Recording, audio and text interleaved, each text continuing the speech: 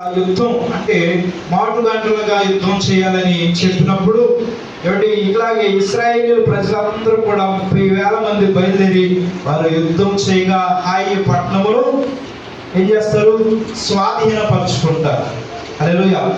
స్వాధీనపరుచుకున్న తర్వాత ఇక్కడ యెహోషువ అంటున్నాడు, ఇదిగో మీరు స్వాధీనపరుచుకున్నటువంటి ధనము, మీరు స్వాధీనపరుచుకున్నటువంటి సొమ్మంతటిని కూడా మీరు తీసుకోండి అంటాడు. మీరు తీసుకోండి అంటాడు. ఈ వాక్యం నేను విన్నప్పుడు ఆకానును పరిశీలిస్తే ఆకాను చాలా తొందరపడ్డాడు.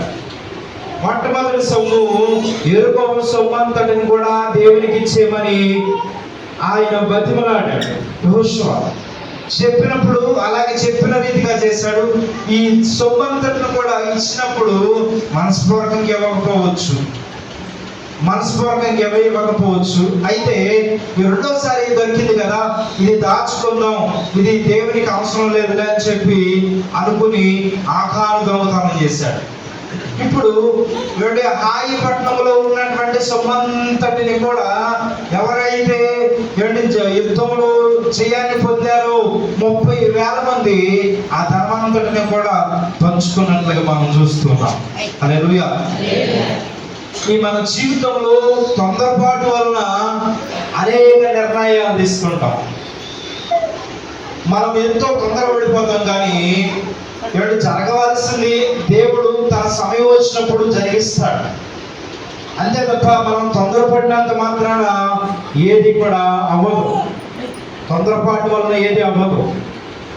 మన జీవితంలో కొన్ని సందర్భంలో వివాహం అవ్వట్లేదు అంటే ఏదో తొందరపడుతూ ఉంటాం. తొందరపడి గబగబా మ్యారేజ్ చేసేయాలని తొందరపడతాం. కానీ ఆలోచించి దేవుని నిర్ణయం ప్రకారము ప్రార్థన చేసి దేవుని చిత్త ప్రకారం మనం నడుచుకుంటే అది ఆలస్యమైనప్పటికీ కూడా దేవుడు మంచి నిర్ణయాన్ని తీసుకుని దేవుడు చూపిస్తాడు. హల్లెలూయా.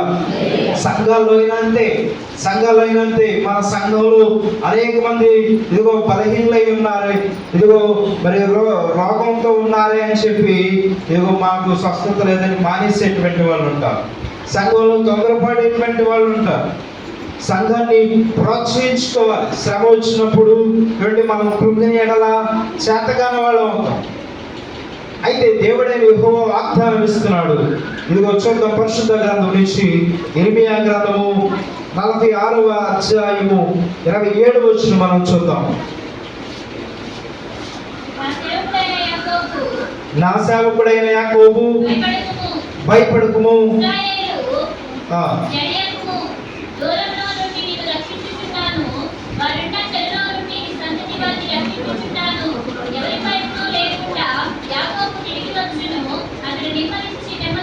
ఇర్మీయా గ్రంథం.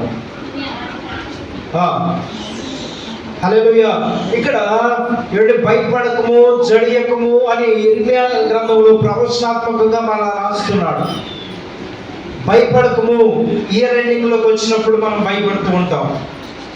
ఏమని, ఇదిగో ఈ సంవత్సరం ఎలాగలా గడిచిపోయింది, ఈ సంవత్సరం ఎండింగ్ లో, ఈ సంవత్సరం ఆఖరిలోకి మనం వచ్చేసాం, నెక్స్ట్ ఇయర్ మనం ఏంటి, మన పరిస్థితి ఏంటి అని ఆలోచిస్తాం. యెహోషువ ఇలాగనే ఆలోచిస్తున్నాడు. మన పరిస్థితి ఏంటి? ఇశ్రాయేలీయులు ప్రజలమైనటువంటి మనము మన దేవుడైన యెహోవా వాగ్దానం ఇచ్చాడు.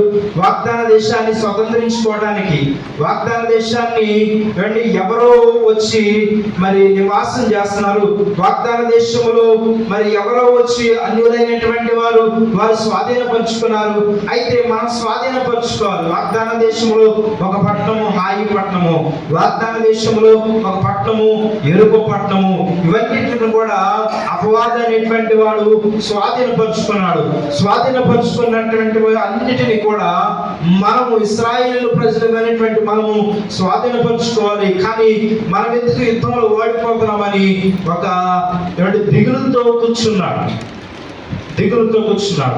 మనం ఈ సంవత్సరం దేవునికి ప్రార్థన చేసినప్పుడు ఆ ప్రార్థన ఈ సంవత్సరం నెరవేరకపోతే ఈ సంవత్సరం జరగలేదు, వచ్చే సంవత్సరం ఏదో జరుగుతుందో లేదో మనకు తెలియదు, మన పొజిషన్ ఎట్లా ఉంటుందో మనకు తెలియదు, మన పరిస్థితులు ఏంటో మనకు తెలియదు అని భయపడుతూ ఉన్నటువంటి సమయంలో దేవుడైన యెహోవా వాగ్దానం ఇస్తున్నాడు, భయపడకము, జడియకము.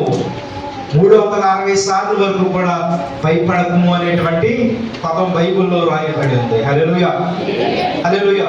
మనుషుడు ఏమంటే ఏదో ఒక వేదనతో, ఏదో ఒక భయంతో ఏమంటే కృంగి కృషించిపోయి ఏమంటే మరి రోగాల పాలవుతున్నాడు. అయితే దేవుడైన యెహోవా వాగ్దానం ఇచ్చేది ఏంటంటే, ఇదిగో నేను నీకు తోడై ఉన్నానని సెలవిస్తున్నాడు. నేను మీకు తోడై ఉన్నా. దావీదు భక్తుడు తన జీవితంలో దేవుడు తోడుగా ఉన్నప్పుడు యెహోవా నా కాపరి, నాకు ఆయన సప్లై ఇవ్వకపోయినా ఏమన్నాడంటే యెహోవా నా కాపరి అంటున్నాడు. అంధకారం నన్ను అలుముకున్నా, అంధకారంలో కూడా దేవుడు నాకు తోడై ఉంటాడు. కొన్నిసార్లు మన చుట్టూ అంధకారం ఉన్నప్పుడు అయ్యో దేవుడు నన్ను విడిచిపెట్టేశాడు, నన్ను దాటిపోయాడేమో అని అంటాం. కానీ నిజంగా ఆ చీకు చింత వేదనలోనే దేవుడు మనకు తోడై ఉన్నాడు అనేటువంటి ధైర్యము అనేటువంటిది కావాలి. ఈ బైబిల్ గ్రంథం అనేటువంటిది ధైర్యాన్ని మనకు చూపిస్తుంది. చీకటిలో నడుచు జనులు గొప్ప వెలుగును చూస్తున్నారు, మరణ ఛాయలు కలిగిన దేశ నివాసుల మీద వెలుగు ప్రకాశించును.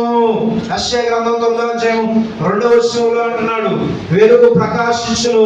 చీకటిలో భయముతో ఇశ్రాయేలు ప్రజలందరూ కూడా భయముతో ఉన్నారు.